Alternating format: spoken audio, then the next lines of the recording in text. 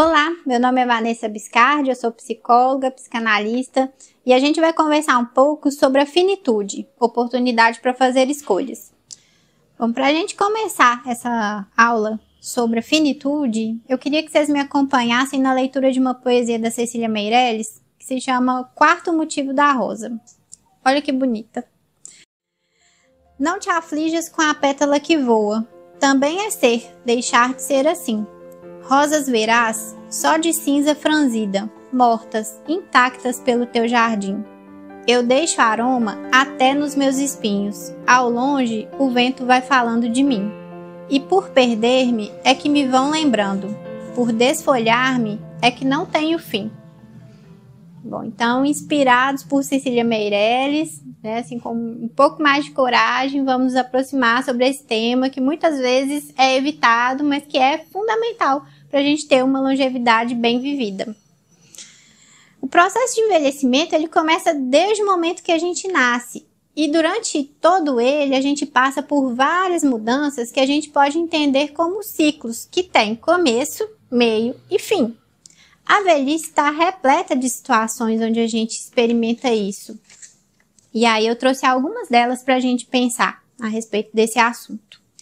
Por exemplo, a aposentadoria, deixar o trabalho, finalizar essa atividade laboral e iniciar outras atividades na vida. Quando os filhos saem de casa e a gente deixa de ter determinada relevância no cuidado com eles e passa a experimentar um outro lugar na família, na relação com essas pessoas. Quando a gente, por algum motivo, seja por um adoecimento, por uma doença progressiva, por um acidente, perde um pouco de autonomia ou de independência, precisa de algum tipo de cuidado. Quando a gente vai percebendo que o nosso corpo está mudando, que a nossa autoimagem está se transformando, a gente vai tendo uma outra aparência. Quando a gente perde pessoas, isso acontece com uma certa frequência maior do que em outras etapas da vida na velhice, né? Assim, perder o cônjuge, o companheiro, a companheira, amigos. Isso tende a acontecer com mais frequência. Às vezes é a partir dessas experiências, onde um ciclo está se fechando, que a gente tem a oportunidade, pode fazer a escolha, ou de certa forma é mesmo meio que obrigado a pensar sobre a finitude. Alguns fins são sentidos de forma menos sofrida, e eles podem ser vistos simplesmente como um encerramento de um ciclo e o começo de um outro. Por exemplo, a aposentadoria, que para alguns é tão sofrida, é considerada uma perda, um fim muito difícil, e para outros é mesmo o fechamento de um ciclo que abre espaço ali para desenvolver outras atividades de interesse, para a pessoa descobrir, experimentar, ou mesmo ter tempo para realizar aquilo que ela já sabe que gosta, mas que antes não conseguia, porque faltava tempo e energia. Começos, geralmente, fazem nossos olhos brilhar. Imaginar possibilidades, começos e recomeços, novidades. Às vezes dá um pouquinho de medo, mas em geral a gente lida muito bem com isso. Já os fins, a gente tende a evitar. A gente vai deixando para depois, porque fim costuma ser associado muito rapidamente à perda. E perda nos leva a pensar, né, a gente associa com sofrimento. E como sofrimento é uma coisa desagradável de sentir, a gente às vezes vai deixando para depois, vai empurrando, vai levando a vida sem refletir muito sobre isso. Bom, mas é inegável que algumas perdas são mesmo muito dolorosas, principalmente se quando o que a gente perdeu ocupava um lugar muito importante na nossa vida, se a gente dedicou muito tempo, muita energia, muito afeto a essa coisa, a essa relação, a esse ideal. E aí isso leva a um processo de luto. E o que é o luto? Cada um vive o luto de uma forma, mas em geral, quem está passando por esse trabalho de luto experimenta sofrimento, tristeza, saudade, choro, uma falta de energia, de vontade de investir energia em outras atividades e ter outros interesses. Isso é difícil, é ruim de sentir, mas é importante, a gente precisa acolher a nossa dor, porque é isso que permite a gente minimamente digerir, elaborar, dar algum sentido para aquilo que foi perdido e então abrir espaço para seguir em frente com o ânimo renovado. E esse ponto é muito importante, a gente precisa conversar sobre ele, porque a gente vive numa cultura onde é importante estar feliz o tempo inteiro, tem que ser produtivo, tem que seguir logo em frente, não dá para sofrer muito, a vida precisa acontecer muito rápido. E com isso a gente às vezes se atropela e atropela o outro, atropela muitas pessoas idosas, achando que elas precisam dar a volta por cima muito rápido, que elas precisam seguir em frente, que a vida continua. E isso dificulta bastante, porque isso não vai fazer com que o luto acabe, ele deixe de existir, ele deixe de acontecer. Só vai fazer com que ele fique mais difícil mesmo.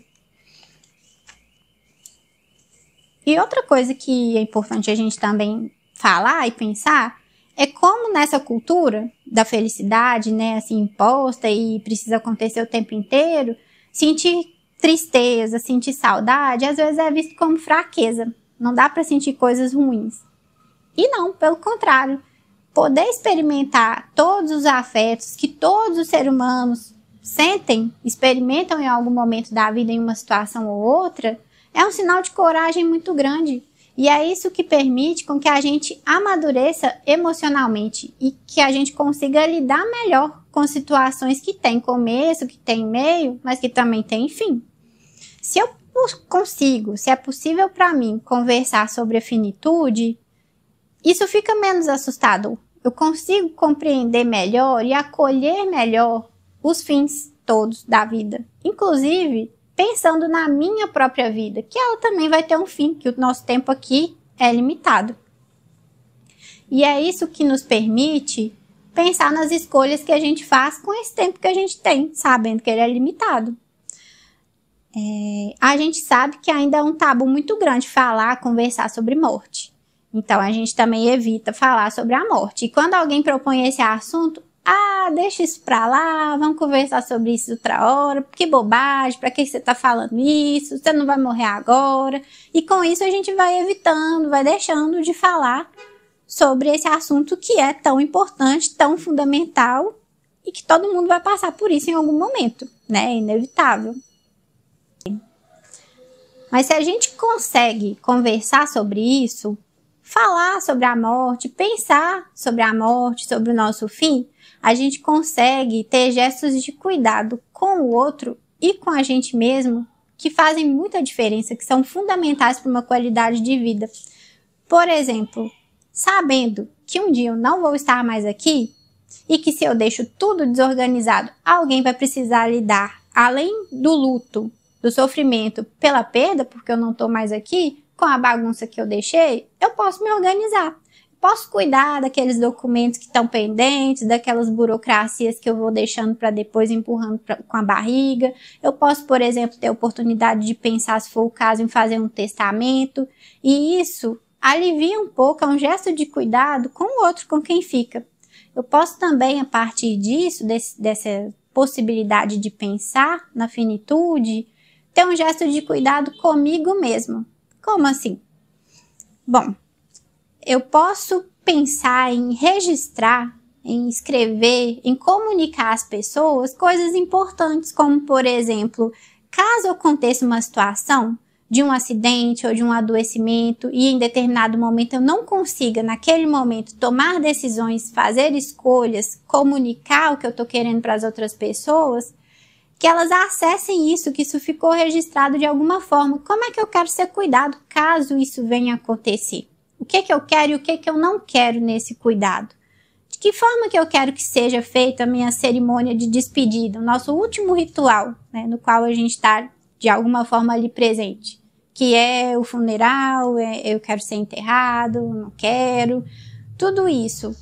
Dessa forma, a gente vai fazendo escolhas e vai se mantendo protagonista da nossa própria vida, mesmo nesse último ato.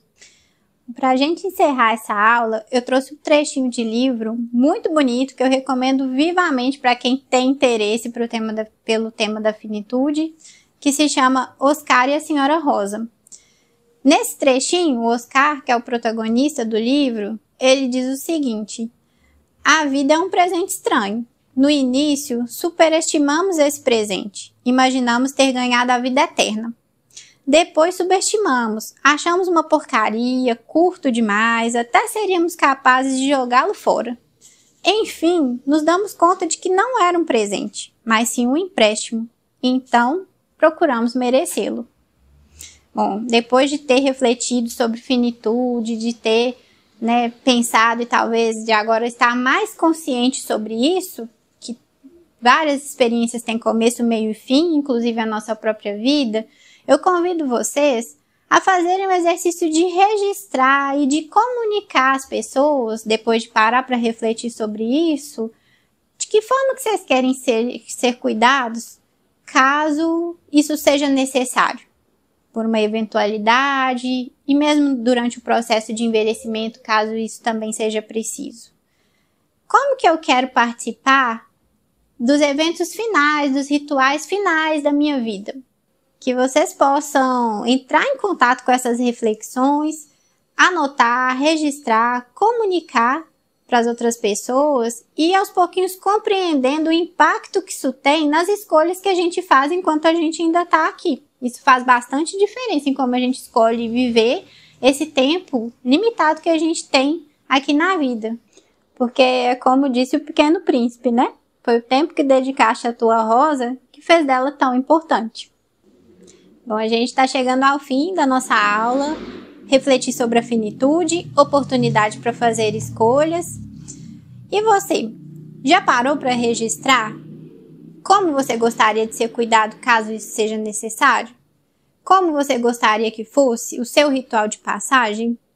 Se você já fez isso, já pensou na possibilidade de comunicar isso a outras pessoas, levar isso para a roda de conversa e incentivar, mobilizar as pessoas para que elas também façam isso?